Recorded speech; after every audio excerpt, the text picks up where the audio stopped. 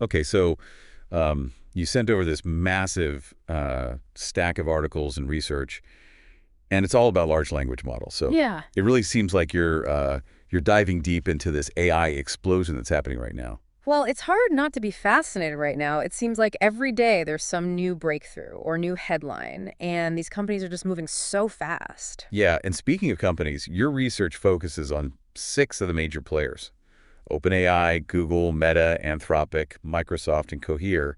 And what really struck me was just how different their approaches are. It's almost like they're all betting on a completely different future for AI. It's a really fascinating strategic game, that's for sure. Some of them are laser focused on just raw power, like OpenAI and their GPT-4.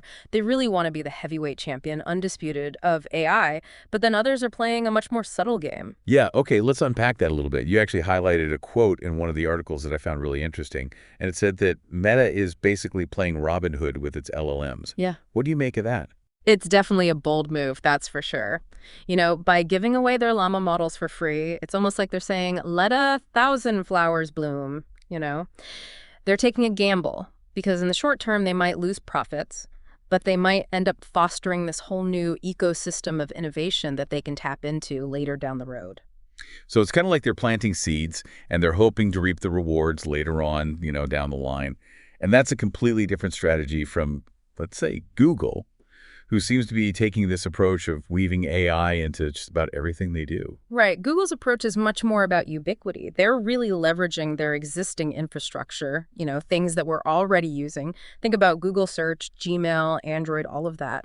And they're integrating AI seamlessly into all of these different products and platforms. Their Gemini models are even designed to handle not just text, but also images and audio, video, the whole shebang. Yeah, it's like they're building the operating system for this new AI-powered world. Right. And it makes you wonder, is there room for everyone in this AI gold rush? I mean, some of these companies are just absolute behemoths. That is a very good question. I mean, that's the billion-dollar question, isn't it? One of the articles that you sent, it actually compared the future of LLMs to selling rice. Oh, wow. And, will it be a high-margin business that's just dominated by a few giants, or will it be a race to the bottom where everyone is just competing on price? And then there's this whole issue of the cost. I mean, training these massive models takes so much computing power, and it translates to mountains of cash. That's true. The training costs are really enormous, but the cost of actually using the models, so, once the models are trained and we're actually using them, what we call inference, so like generating text or answering your questions, that's getting cheaper thanks to a lot of new technologies. So is that where companies like Google and Microsoft, with their massive cloud infrastructure, might have an advantage because they can spread those costs out over such a huge user base? Absolutely, they can. It's like having a giant factory. The more you produce, the lower the cost per unit. Right, that makes sense. But even if the cost of AI comes down, there's still this issue of complexity, right? Yeah. How are smaller companies supposed to compete if building and maintaining these models requires just armies of engineers? Right, and that's where a company like Cohere comes in. They're kind of like, if you will, the boutique tailor of the LLM world. They offer these customized AI solutions for businesses that don't want to, break the bank or hire a whole AI department. So they're kind of like the AI for the rest of us kind of company. Exactly, yeah. Yeah. They provide these open weights models that companies can then fine-tune to their specific needs. Oh, interesting. So it's a much more accessible approach. Yeah, and it could really level the playing field for a lot of smaller players. It could. Reading through all this research, I was struck by how much the LLM landscape today kind of mirrors the early days of the internet. Back then, it was all about these open protocols and this decentralized innovation. It is a great analogy. And, just like the internet, it's really hard to predict exactly how things will play out. But one thing is for sure, it's going to be a wild ride. Speaking of wild rides, one of the articles that you flagged talked about the rise of these reasoning models. Yeah. Can you break down what makes them different? What makes them special? Yeah, so these models are really fascinating because they're not just mimicking human language, but they're actually showing signs of genuine problem-solving abilities. Whoa. It's almost as if they're starting to think for themselves. Okay, that's officially both exciting and a little bit terrifying. I'm picturing like a scene from a sci-fi movie where the AI outsmarts its creator. Well, we're not quite there yet, but the progress is undeniable. One of the examples that was mentioned in the research was this model that was able to solve a logic puzzle that actually stumped most humans. Really? Yeah, it was about figuring out which of three boxes contained a hidden treasure, and it was using clues about their weight and their contents. So wait, it's not just about spitting out text, it's about understanding these complex relationships and then drawing these logical conclusions. Exactly. These models are starting to exhibit this level of cognitive ability that was previously, only thought to be possible by humans. So you're telling me the future of AI isn't just about automating tasks or writing better marketing copy. It's about these machines that can actually think for themselves. Hmm. It's certainly looking that way. And that raises a whole bunch of really fascinating questions about, the future of work, the nature of intelligence, and even what it means to be human. That is a lot to unpack, and I have a feeling we're just getting started. We are. We were just talking about how these reasoning models are showing signs of, like actual problem-solving skills. Hmm. It really begs the question, what happens when these LLMs get even more powerful? Right. I mean, it's mind-blowing, but it's also kind of, a little bit scary. One of the articles that you sent mentioned this idea of LLMs almost becoming like a new species, Mm-hmm. evolving right alongside us humans. That is a really powerful image, and it brings up some pretty big questions about control and responsibility.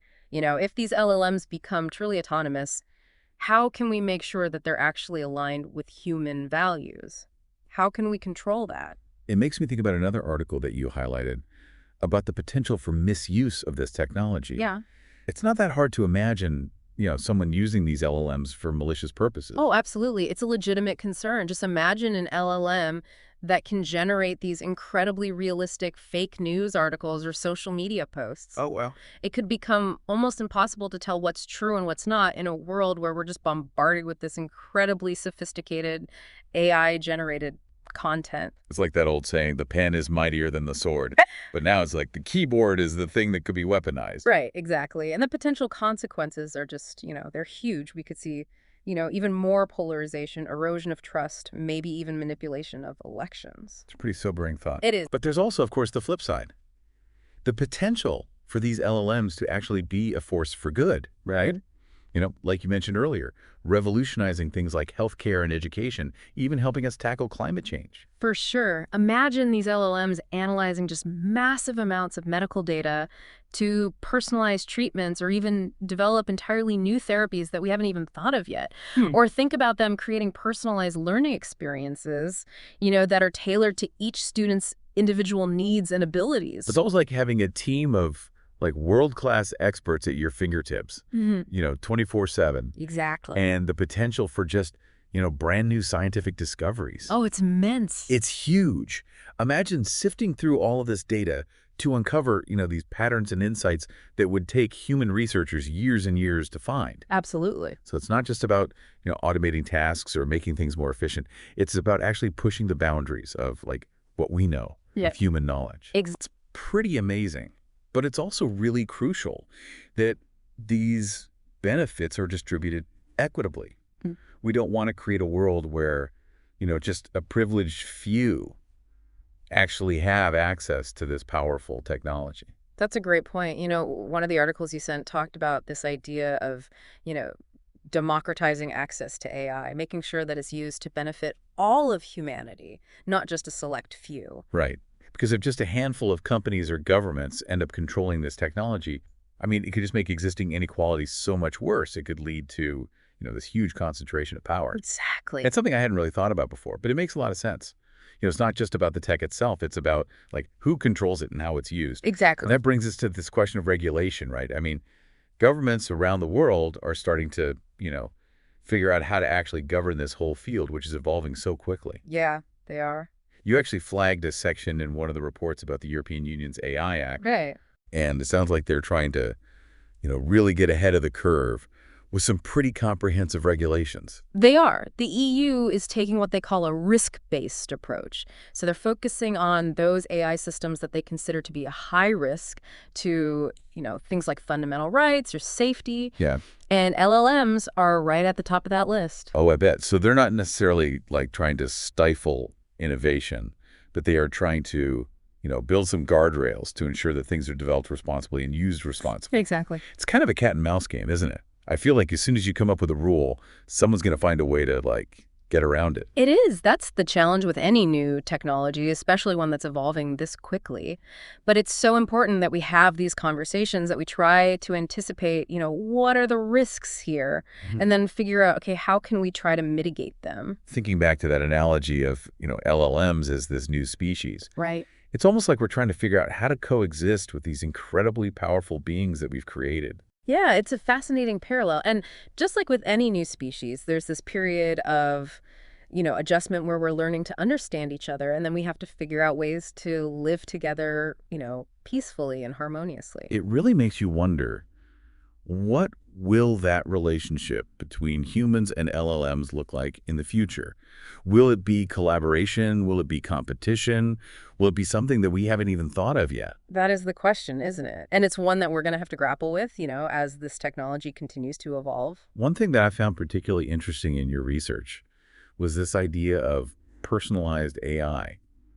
It seems like LLMs have the potential to really take that to a whole new level. Absolutely. Imagine having an AI assistant that truly understands you.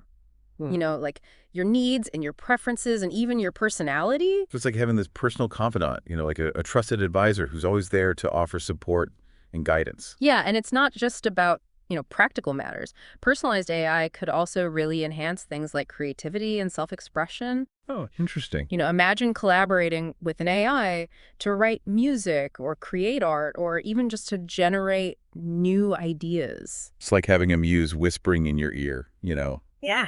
just sparking your imagination. Right. But of course, there's potential downsides as well. Right. What happens to our privacy when these AI systems know us so intimately? And what if these systems are, hacked or manipulated? It's a lot of responsibility to put in the hands of machines, even if they are, super intelligent. It is. And that's why it's so important to be having these conversations now, to really think critically about the potential implications of this technology before it's, so deeply embodied in our lives that we can't even imagine living without it. Right, because once the genie's out of the bottle, it's kind of hard to put it back in. It is. This whole deep dive has really been like a huge eye-opener for me. I'm starting to see LLMs not just as this cool new tech, but as something that's going to fundamentally change, like how we live and how we work and how we interact with the world around us.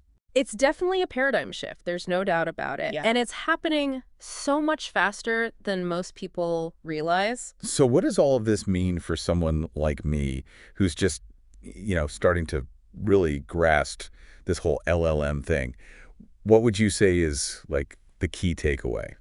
I think the most important thing is to just stay informed, keep learning, and keep asking questions. Yeah, because ignorance is definitely not bliss when it comes to AI. It is not. So the more you understand about this technology, Right. the better equipped you'll be to, navigate all the challenges and all the opportunities that, that are coming our way. Exactly. And also, the more likely you are to make, really informed choices about how you personally want to interact with this technology and how you want to see it used in the world. Absolutely, because ultimately the future of AI is in our hands. That is a great point. We're not just, passive bystanders here. We all have a role to play in shaping this future. It's funny, before we did this whole deep dive, I kind of thought that LLMs were mostly about, chatbots and writing tools and that sort of thing. Yeah, it's really easy to just focus on the stuff that's like consumer facing, the applications that we see every day. But what's really happening is much bigger, it's more transformative, and it's all happening, behind the scenes. Yeah, totally. Like you said, the potential impact on things like healthcare and scientific research, it's mind-blowing. Imagine a world where drug discovery is like 10 times faster, or personalized medicine is just the norm for everybody. Or we can analyze these complex environmental changes and we can predict them with, just incredible accuracy that we don't have right now. It's like science fiction is becoming reality. It really is. And it brings up these interesting questions about like the nature of work itself. What happens if LLMs can automate all these really complex tasks in fields like medicine or law or even, scientific research? What does that mean for human jobs? Right. And one of the articles you sent actually compared the rise of LLMs to the Industrial Revolution. Yeah. And it was arguing that we're going to see similar levels of job displacement. It's definitely a possibility, but, just like the Industrial Revolution, while a lot of jobs were lost, a lot of new jobs and even entirely new industries were created, the key is going to be adapting, right? And learning new skills that complement AI. So instead of being afraid of AI, we should be thinking about, you know, how can we work with it? Exactly. Think of LLMs like really powerful tools that can help us, that can augment, what we can already do. They can do all the boring, repetitive tasks that nobody wants to do anyway. Right. So that frees us up to focus on, being creative and solving problems and all the things that make us human.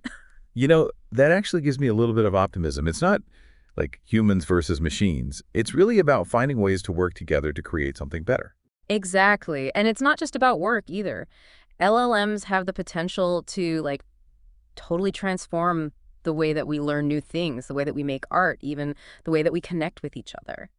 Yeah, I was really struck by that article that you highlighted about LLMs and their potential to just break down language barrier. Imagine everyone being able to understand each other no matter what language they speak. Wow. It could lead to so much more collaboration, so much cultural exchange, just a much deeper sense of connection with people all over the world. It's like something out of, like a utopian novel. It is, but it's not as far-fetched as it might sound. The advancements that we're seeing with real-time translation and, cross-lingual understanding, we're getting closer to that reality every day. So as we start to wrap up this deep dive, I have to ask you, Hmm?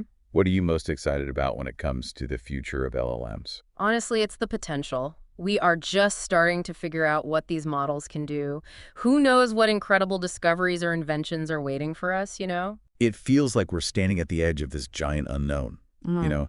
and it's filled with both possibility and uncertainty. Exactly. And that's what makes it so exciting. It's like we're at the beginning of this journey into the future of intelligence, and we don't know where it's going to take us. Well, I don't know about you, but I'm feeling pretty inspired to keep learning and keep exploring this whole world of LLMs. That's the best takeaway I could ask for. The future of AI is really in our hands, and it's Hmm. up to all of us to, make sure we shape it wisely. Yeah, absolutely. Well, thank you so much for taking the time to, really guide us through all of this. This has been a really incredible deep dive. I have a feeling it's just the beginning of a much longer conversation about LLMs. I think you're right.